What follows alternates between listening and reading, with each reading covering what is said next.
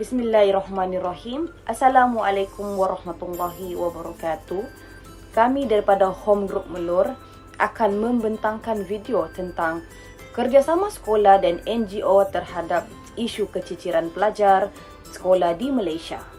Saya Nur Zaidatul Akmal binti Abdul Basir, bernombor metrik 830976, akan memulakan pembentangan ini. Pendahuluan.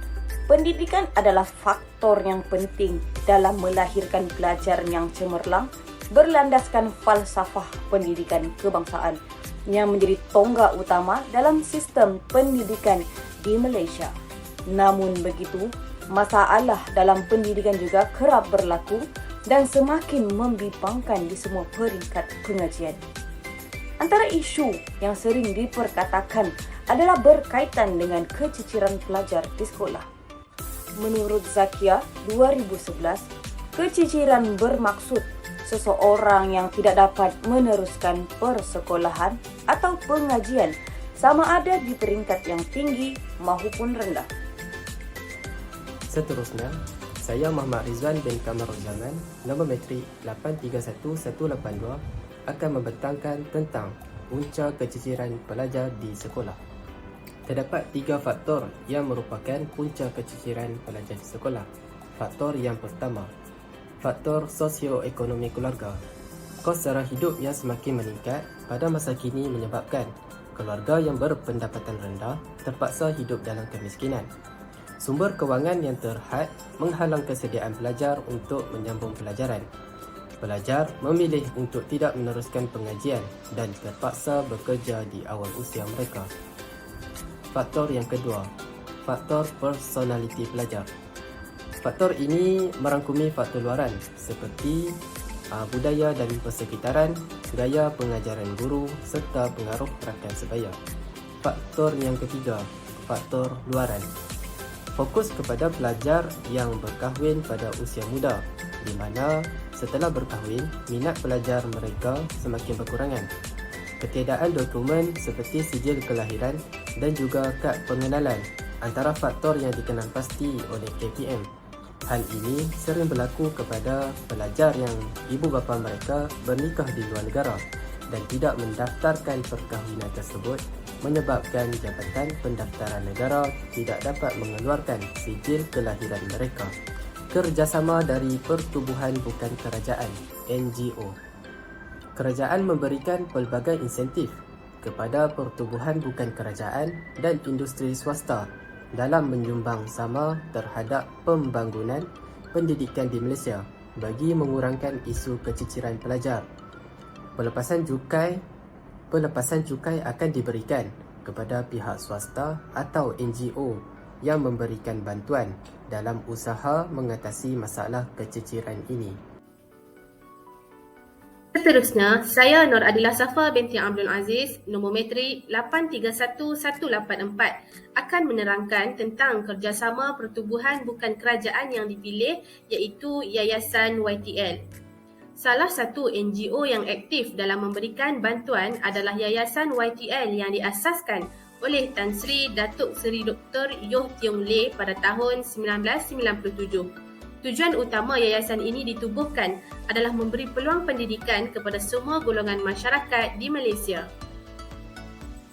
Antara sumbangan yang dapat dikemukakan adalah beasiswa pertama dari YTL diberikan kepada Dr. Narasimhan Satyamurthy bagi melanjutkan pengajian dalam bidang perubatan pembedahan kardiotorasik, iaitu cabang pembedahan yang menangani masalah dada dan jantung.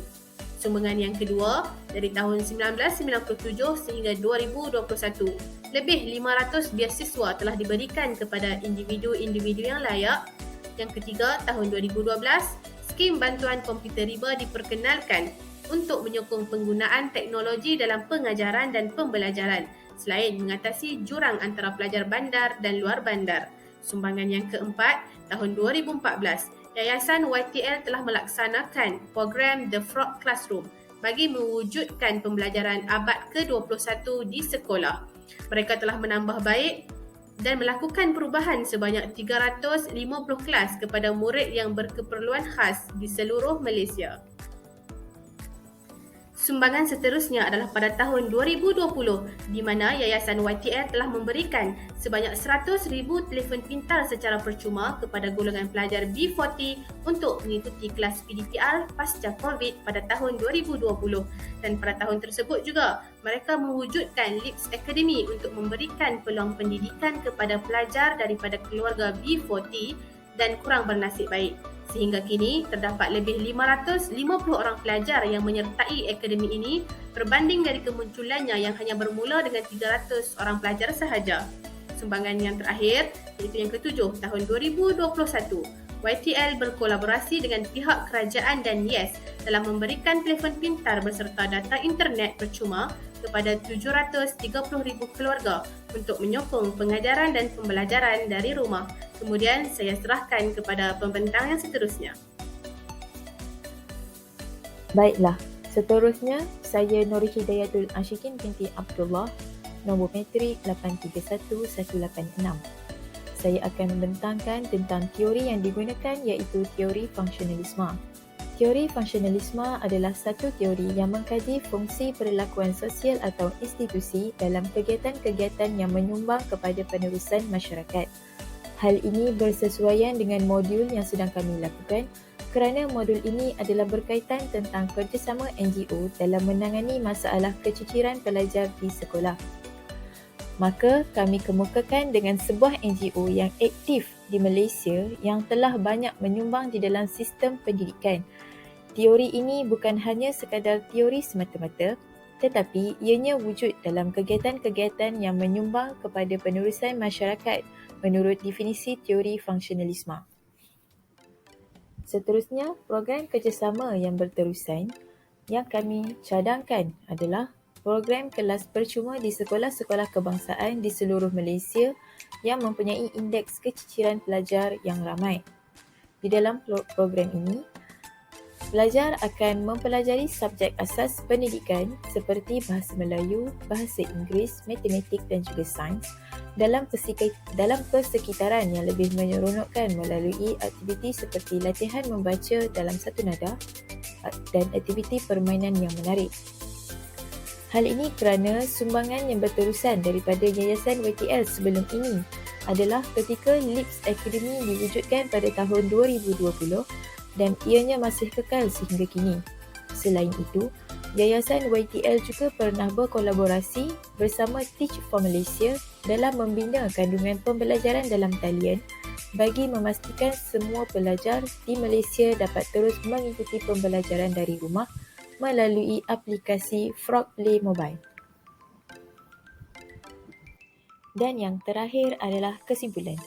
Secara keseluruhannya, isu kesiciran pelajar sekolah di Malaysia tidak sewajarnya diambil mudah dan dipandang enteng oleh semua pihak.